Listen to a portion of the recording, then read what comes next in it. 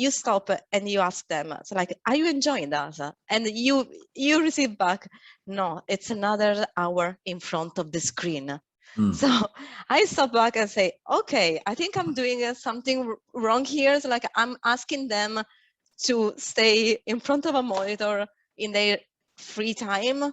So let's start investing their time in a different way. So let's start listen to them. What you want to do? How do you want to interact with people? What you are missing with people? So it's like, it's like listen to them, trying to keep and find a balance between the online version of everything and this human interaction that is missing, create something similar. So we actually just have what we call a digital community clinic. We give everyone a bit of an overview of what's going on in the company, because people want that. They might not have had an overview at all because they might be out of client site. And sometimes we'll have somebody on to speak about something that might be a topic of interest. We always throw out options beforehand so everyone can vote on them. It is a completely optional call. People dial in purely because they want to themselves, and that's based on their own availability. If you've got a meeting in, you don't have to come to this one. And we then just have a general conversation, coffee morning, chit chat, what's going on in people's lives. People give top tips.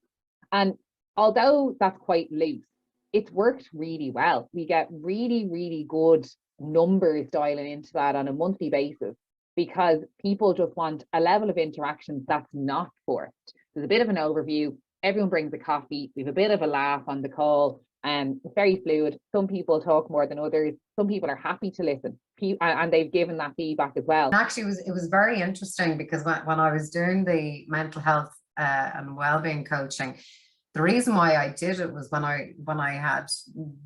I'd started to do executive and leadership coaching, and I think Fiona can definitely relate to this. People were coming to me with very complex issues, and emotionally I was finding it quite difficult. And that's one of the reasons why I decided to do the mental health and wellbeing coaching, because you can't cut off one part of your life and just talk about the other, because everything's intertwined.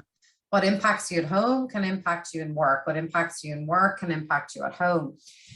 But what I loved about it was that there was a few financial consultants doing the coaching with me. And I just thought, wow, that is so powerful, because it's not just about the budget planning and the pension planning and the investment planning and living your best life with your means. It's also, how can I help this person emotionally through the journey of their financial well-being? And I just thought that was just genius for anybody to do. Mm-hmm. I think when it came to help and support in general, when it came to the workplace, is we know that 70% of people, for example, who aren't feeling okay, do not ask for help, and particularly in the workplace.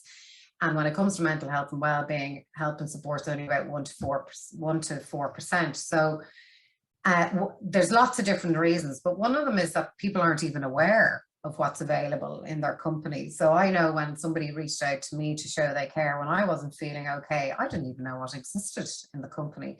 So with our work, what we do is, we give people courage, confidence and skills to show you care.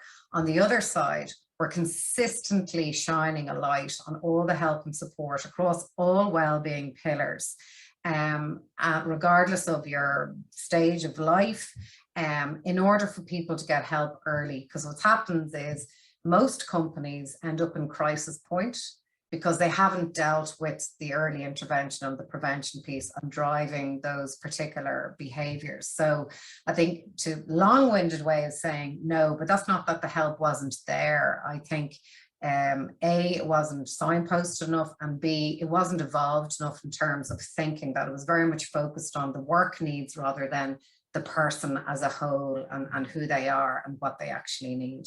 The other thing, definitely, as I moved on in my career, that sense, and what I'm seeing with others, that sense of what's our definition of success? And sometimes our definition of success is we need to keep moving up the corporate ladder. We keep needing to get that promotion, that bigger salary. But when you start looking at the broader aspect of life and success, and you're seeing elements of this where we want it all, particularly if there's families, there's young children, and we want the perfect career, the perfect partner, the perfect family, the perfect house, but that potentially can bring this sense of immense emotional trauma and pressure. And I think the one thing that COVID has probably taught us is each of us are individuals, and it's not like our family, our individual and family success may be that we go to a certain level in our careers, or we may go maybe part-time, and we give ourselves that space, and maybe in our spare time we have a passion that we have for something